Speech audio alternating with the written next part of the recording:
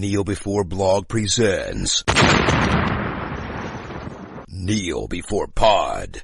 Hello, and welcome to the Kneel Before Pod interview segment. I'm your host Craig, and recently I had the chance to chat to actor Julie Dray, who appears in the upcoming Steam interactive adventure Nightbook. We talk about knowing different languages opening doors, productions of different countries working differently, and getting used to remote filming. Sit back, relax, and enjoy. I'm delighted to be joined on Kneel Before Pod with Julie Dray. How are you doing? I'm very well, merci. Good to hear it. So, where is it you are right now? I am in Paris. Nice. Calling from Paris, France. Went back to Paris when the first lockdown started, nearly a year and a half ago. It's been a long time. And how are things over in France with this whole situation? Well, it's good at the moment. Everything is open, no more masks. Half of the population has been vaccinated. Clubs are open, restaurants, movies. It's amazing. I'm not sure how long it's going to last, but so far we're all enjoying it. A little bit behind us then. I'm in Scotland and we're on the cusp of maybe opening up, but cases are gone up, so who knows what's going to happen. It's depressing. Let's probably not talk about it. So let's just go right back to the beginning for you then. How did you get your start in acting? What made you get into that field and how did you get there? Well, strange enough, I was always aware, I always had this desire. I was telling everybody when I was very little, like 5 or 6, that I was an actress, and I was asking my mom about auditions and stuff. So when no one in my family was in this industry or anything, then when I was 13, I managed to get a side job in a teenager magazine, and with the money, I had enough to cover an acting class. So I started acting classes when I was 13. And then a couple of years later, I started to do my first jobs in the industry, and then I never stopped. I couldn't. You just got the bug and then couldn't stop. Yeah, and once you taste what it is to be on set and have a crew, it's the best life ever. It's tough, but it's an amazing life. So, of course, there's no way I could go back to a normal life or job after that.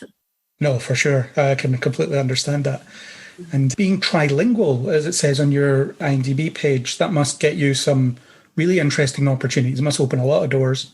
Yeah, actually. So I speak French, English, Spanish. I do speak a bit of Hebrew and Norwegian as well. I do have to say that now, more than ever, there's a lot of co-productions and stuff happening with the platforms. So it's really amazing because I get to work in lots of different countries.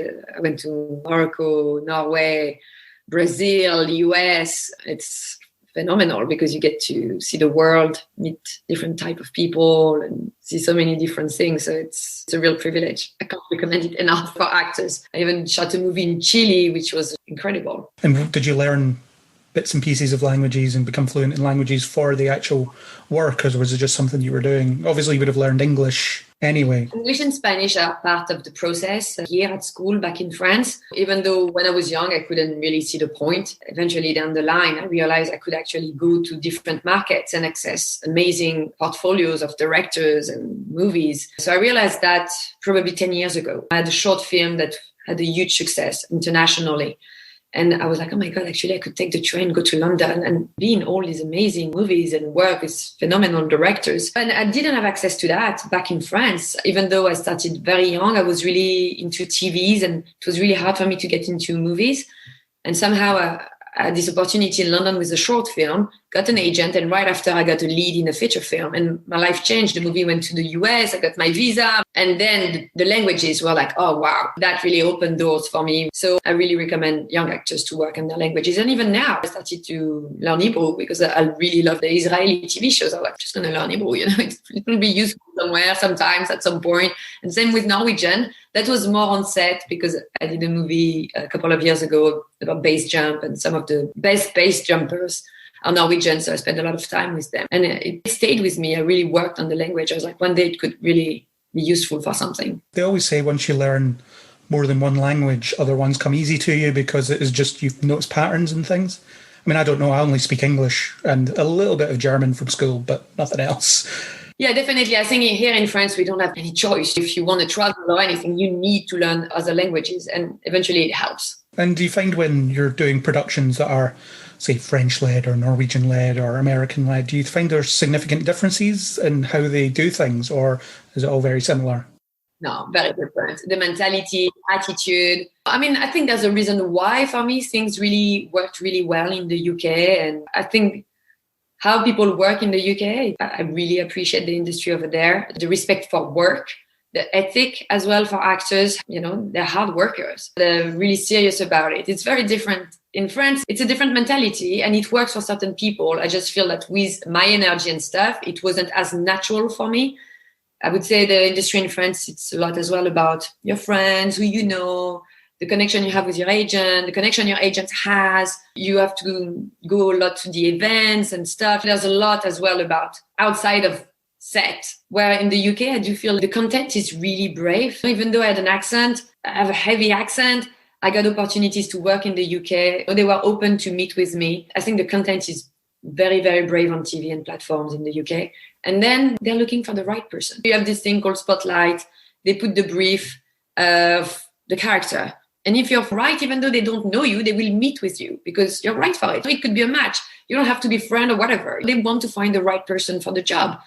So I really like that. I think there's something really about giving chances to people, and it's really based on work. And in the US, I think it's completely like the UK with the kind of magic touch as well. You know, it's like you go to LA, do a movie, out of the blue, they love your movie. It's like, wow, everybody wants to meet you. You go to all the big studios. It's a bit like, oh my God, my life's going to change. I was like, oh no, actually, it's not going to change. But it's amazing. I did have opportunities back in the US where I went for huge stuff. Kingsman, Fast and Furious. It's phenomenal for a young actor to be able to have a shot at it. I love foreign markets. For me, it works really well. And it's interesting to hear that there's so many differences. So you almost have to adjust yourself depending on where you're trying to get into at that point. So it's different everywhere. Cool to hear. And you have done a lot of things over your career. I was looking through your IMDb page and there's just a long list of things. It's really great. What are your favorite genres to act in? Do you have one, or is it just you're happy to just move around and do different things? Well, definitely. I'm a firm believer that a part always comes for a reason. Maybe you snatch a part now you wouldn't snatch in 2 years, or before you couldn't have played it. I believe, things align and you're capable of playing certain things at certain points. I think it goes a lot with how you grow as a human being yourself. I grew on set as well. So really I discovered myself growing up, being on set. You see how people behave. You play so many different characters. You see so many options in life of who you want to be. And you realize as well, I think it brings you a lot of humility to see that actually the difference between you and this person, it's a few little things that could make you become someone like that or someone like that. What you're facing, the difficulties you have in life and stuff. I'm in love with life. I'm in love with playing people. I love to dive into a life and just dedicate myself to someone's story for a little while. So I love to explore and I love to go in very different genres. Then it's true in the UK, I did a lot of comedy. I'm not sure why. I never did comedies back in France. Sometimes I do the audition, I got the job. I'm like, I don't know why people are laughing. I don't even know. I'm not sure even I understand the joke. Why is it funny? Somehow in the UK, I think it was a good match with my personality to explore comedy. But I don't really feel that confident in comedy. I kind of like drama because for me, it's just about the honesty and being truth and believe in what's going on in the room. And I love to connect with that feeling, to feel you're serving a story and you did justice to a character or to a situation. That is really something I'm driven by. So yes, I think when I'm selfish for my pleasure, I love to do the drama. I feel it. I feel the emotion. It's amazing. It's wow. It's overwhelming. You forget yourself. It's amazing, those moments where you just, in the moment, nothing else exists. You're just this character going through that emotion. That's my favorite. Now, I think my best memories are on comedies because I got to work with talented people and it was just overwhelming and beautiful. And I felt extremely privileged to be working with them. I started when I was 13. I'm 40 years old now, so it's been like nearly 30 years of exploring and growing up and discovering stuff. So it's been fun. Other actors I've spoken to have said about the comedy thing that comedy can be that bit harder because it's harder to be consciously funny, where you might be more connected to a dramatic situation that if you've experienced it sort of directly or indirectly. Yeah, completely. I think as well, comedy is a lot to do. It's rhythm as well. It's like music. It's like dance. I don't have such a music here, I think. So I just want to be honest all the time. And if it's funny, good. But basically, I'm not going to try to be funny. You know that if you try anyway, it's going to be a total disaster. So yeah. And you've done a bit of voice acting as well. I noticed you were the French lead in Cyberpunk, which is a huge game, and you get to be the lead French dub. That must have been amazing. That was amazing. Actually, I was doing a play at the Young Vic just before the lockdown. So last February, I can't remember which year now. I lost track of the time with this COVID. But just before the first lockdown, I was in London doing this play at the Young Vic called Fairview. And just before, I was recording V, the French V for Cyberpunk.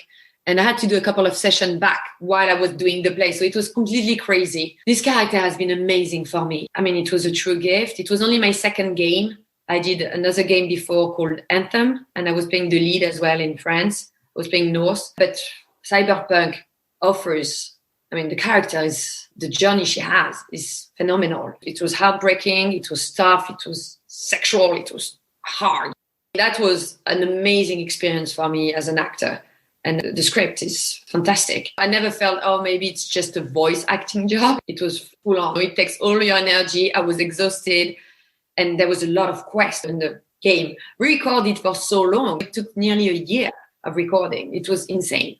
I spent hours and hours, sometimes 6, 7, 8 hours on studio, screaming, dying, killing, loving, dating everything, male, female, anything, It was just like killing everything that walks and breathes. It was fantastic. Scripts for video games, they're thousands of pages long sometimes, aren't they? Especially for something like that where there is many different choices that you can make.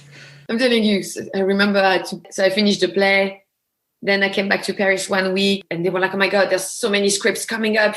And I was flying to New York right after because I was working on Avenue 5 and I had to do some voiceover over there. I was like, okay, well, we can work all week. I worked all week. I worked till the moment I had to take the taxi to go to the airport. Till the last minute. We were just recording. I was like, how many lines? It was just like, bam, bam, bam. But the game looks phenomenal. And I was really into the character. I was really admiring my character. I wanted to be this badass. Did you get advanced sight of some of the concept art and things like that for the game before you were recording the character? Yeah, of course, because you need to see the world she lives in, how she behaves, how she moves, the interaction with the other characters and stuff. So I saw a lot of things, motion capture stuff, just to have a sense. And they created a fantastic world. And it was really exciting. And obviously she can look different depending on how the player does it. But there'll be that consistency with how you play her, I guess. No doubt. She's a cool girl, like I'm like that when I grow up, please. I've spoken to other voice actors and they talk about how difficult it can be to give me 10 deaths or give me 10 grunts when you get shot or whatever. So crazy. So now you're being electrified. Now you're electrified and you're drowning. Now you're freezing and, it's just like, oh my God, and different levels. But my voice is naturally broken. That's good. At least it's not like it's going to break and then I can't record anymore. It's always broken. So it pushed me several times to my limit. I was like, oh man, I'm dead. I have nothing left in my body. I'm exhausted from this character. The emotional scenes were very well written. And there was a lot of freedom. Of course, I was working with the English voice, but basically I had this time to say the line and I could really own it. I could really make my version. Seriously, it's one of the best experiences I had these past years. So it wasn't just copying the English version of the voice, it was your own? No. We had a DA, we had a director, and we were exchanging with the people creating the game and stuff. With CD Projekt, we were exchanging with them all the time. And it was really, we created a real French version. Cool. And you mentioned Avenue 5. I've seen some of that show. It's quite out there a little bit. So what was it like working with someone like Hugh Laurie, a real heavyweight, and Josh Gad as well? They're quite big. What am I doing here? I'm going to die episode 1. I'm not supposed to be here. I honestly didn't know what happened to me. I remember coming back from Peru and the first audition I had, I see like Armando Iannucci. I'm like, what? So I sent a self-tape. I couldn't understand what it was about. It was this weird scene. I sent that thing. Never heard from them for 3 months and a half. And then out of the blue, they call me and they're like, oh, yeah, by the way, the audition you did 3 months and a half ago? Yeah, so it's working. You're going to London next week. I'm like, what? So yeah, I have to do the costume and stuff. And then you have to be always available. So basically, I would be in Paris. My phone would ring and say, okay, so we need you in 2 hours on set. What? But yeah, a train is waiting for you. Okay, I'm just going to abandon the dog and run to the train. I arrive. It's okay, I'll survive. It was mental. It was amazing because the writers are some of the best writers in the world. And I actually worked with Simon Blackwell on Back, who was as well one of the script writers on Avenue 5. And he works a lot with Armando Iannucci. I remember the first day I arrived, I didn't know anything about the project. I haven't read anything. So I sat down and then I saw all the actors coming up. I'm like, oh my God, this is a joke. Like, I didn't know where to sit, and I'm going to sit next to the coffee machine by the writers because I'm really self-conscious. And everybody was so kind. We had so much fun because the show was crazy. And they were writing as we were filming all the time, trying stuff. We had like 1 week rehearsals where they would try stuff and then we would film. Till on set, they would give you new lines to try stuff. So that was really terrifying because it was full comedy. And I was with people who are genius at it, really, really funny all the time. And they improvise. I'm like, look, it's not even my language. Now I have to improvise and be funny. Honestly, it was wow. And the set, to be on spaceship, it was a fun time. Yeah, it must have been really great looking around at all the little details that they built into the set just to make it look authentic. Well, you know the set burned down, or you don't know that? No, I don't. No. Okay. So it was amazing. So it was looking beautiful. It's fantastic to be there every day. And then one day I'm in the train on the way to set in the Eurostar. And then they called me and say, oh, actually, you're not going to set. You're going straight to the hotel. I'm like, oh, really?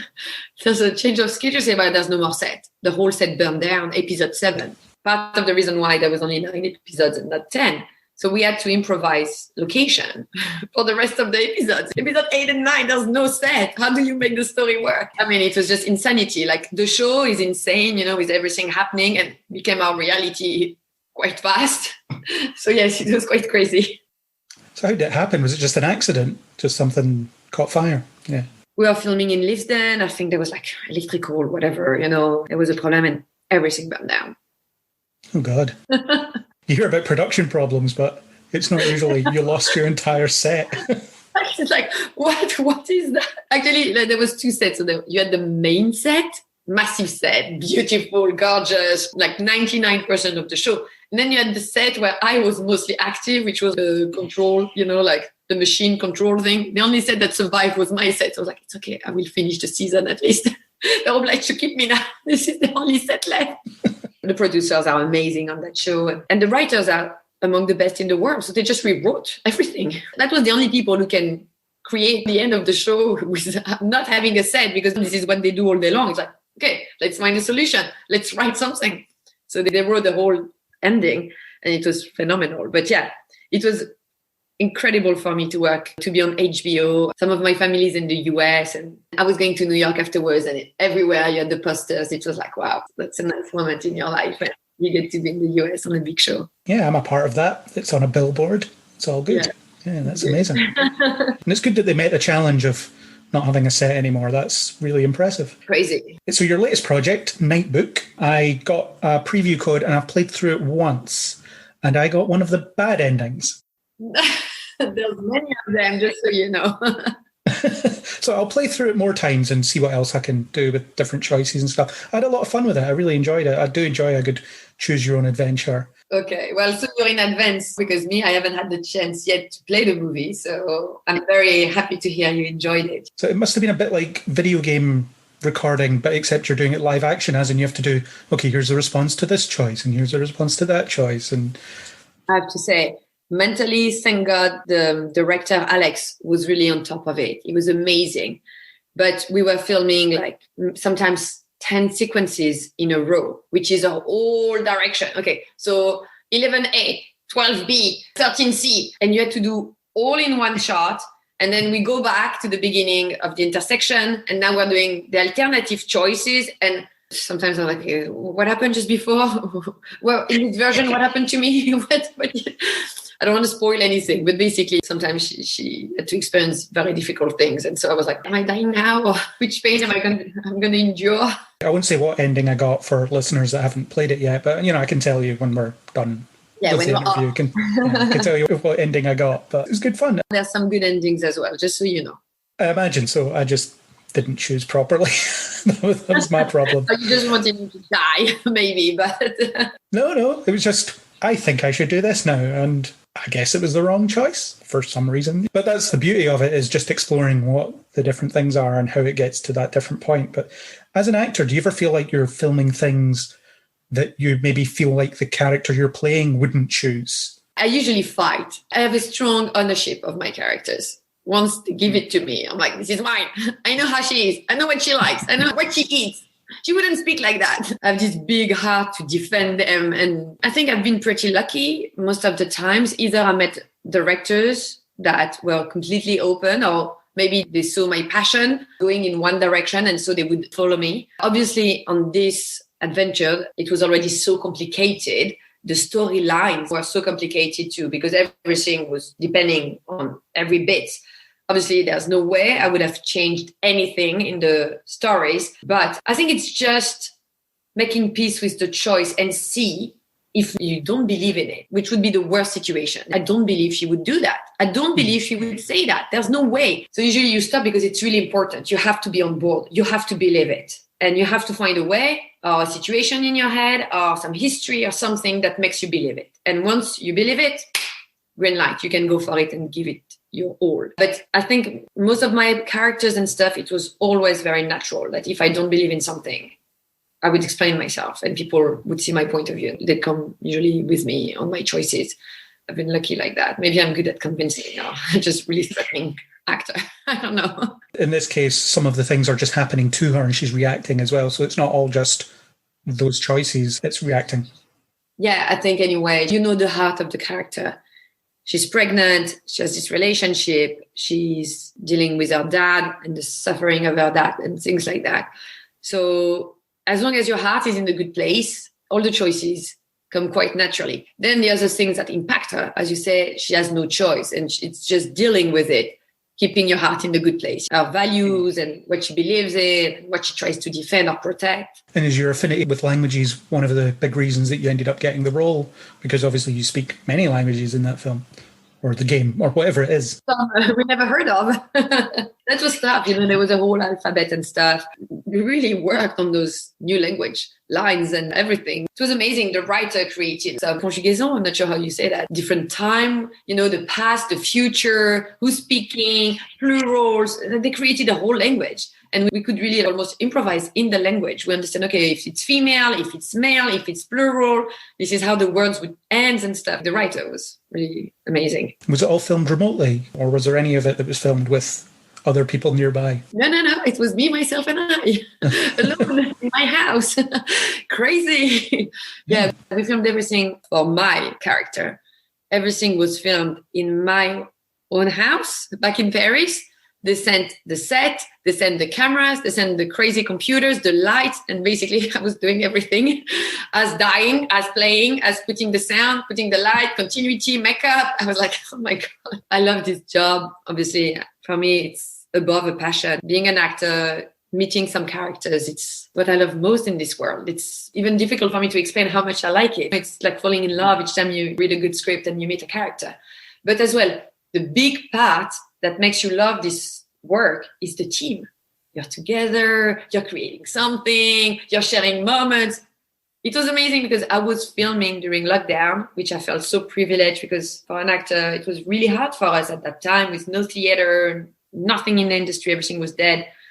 So you get a lead in a movie, it's amazing. But to be alone all the time, it was a thriller, horror thriller, so it's quite dramatic. And even though everybody was so supportive, the DP was amazing. Alex was fantastic, would speak in the morning, rehearse, work, more rehearsals. They were really taking care of me. But it's true, I felt a bit lonely as well at the same time. I really miss having my team and laughing and the support you can have looking at the gaffer or the guy who's working on the light. Just before going on the scene, you look at them. Sometimes you feel a bit afraid or stressed. You look at them and they give you so much love. They give you the kick you need to perform. Julie, sorry, can you go behind the camera and press the button for the sound? Oh, yeah, sorry. I'm just going to press the button now. Okay, go back in the movie now. Especially because the script is so wide. The range of emotion, it's so close to real life. Because in real life, everything is possible. You can make the wrong decision. And even though you're a good person, you kept making the wrong choices and get involved in the wrong places with the wrong people. And it doesn't define you as a wrong person. It's just at some point you are fragile and you made wrong decision. So I think this script is really organic because I could explore every side of Lauraline, which was phenomenal. So that was really good. But sometimes as well, it was a bit mental because it's really dark story. So to be alone, losing your mind, she's losing her sanity. She's really terrified.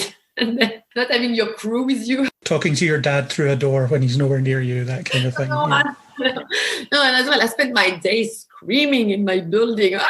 I was like, nobody's coming. I'm worried. No one would call the cops. I don't understand. It's not like I put the papers. Sometimes you're doing a movie and put the paper saying, look, we're filming a movie. Sorry if we disturb you for this. Me, I was screaming all day long, dying in multiple ways. No one came to save me. It's a terrible neighborhood. No one comes to check on you, even though I'm screaming all day. It's just that, well, it's not happening in here. I'm not going to pay attention to that. It's fine.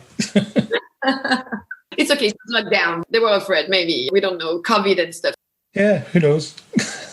In terms of your castmates, I'm guessing there was a lot of Zoom calls like this where you would sit and chat and at least meet them in that way so that you had an idea of what you were reacting to. Yeah, it was amazing. Actually, we'd have some rehearsal days, which was nice. We had rehearsal with Alex, several days with each actor. So we were teamed by 2 each time. And it was how we were filming the movie as well. I would do all my scenes with Colin. I would do all my scenes with Aki, doing all the scenes with these 2 people. So I was the only one who was there every day on set, the virtual set. And then actors would spend 2-3 days with me and then they would go.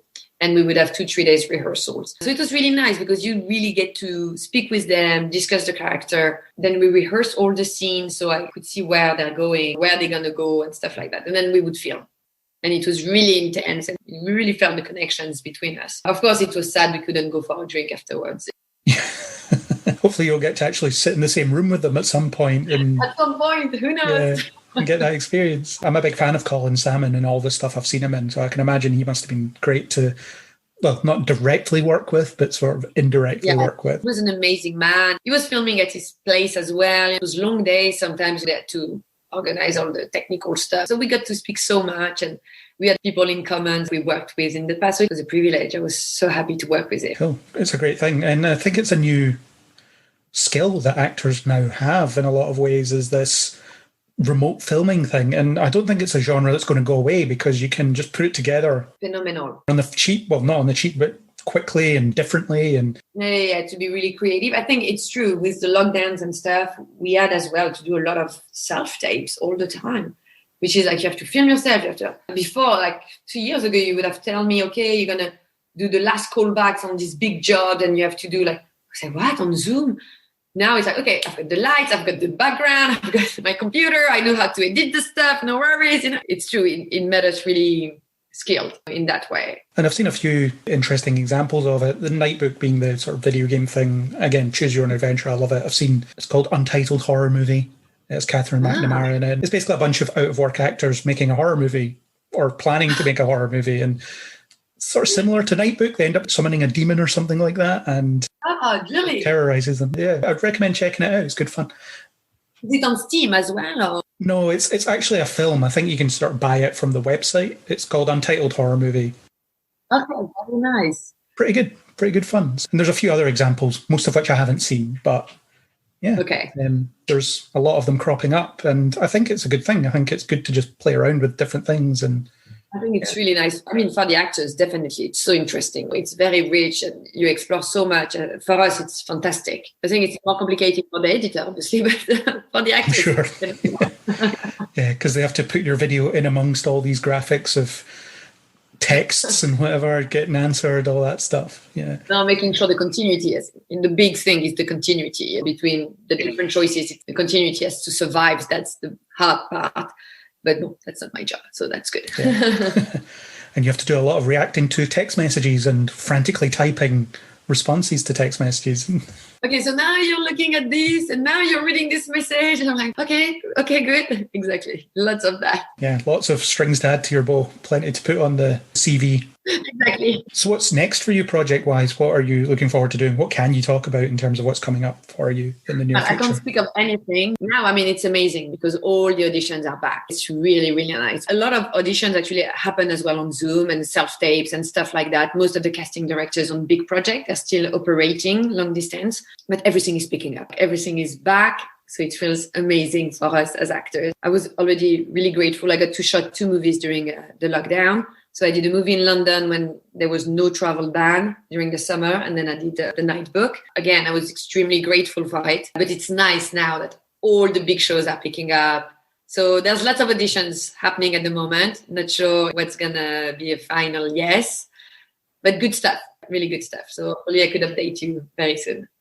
Plenty of opportunities. That's good to hear. Yes. So final question, end on a bit of a light-hearted note. The podcast is very nerdy. So I always ask people, what superpower would you have if you could, and why? I'd totally fly. That's definitely the one I would love. Yeah, I would love to fly. I spend my life flying airplanes. I'd just be happy if I could fly myself. And I used to be a skydiver. So I have this relationship to the sky and stuff. And I'm a citizen of the world. So I'd love to be able to fly and just to go visit the world every single day.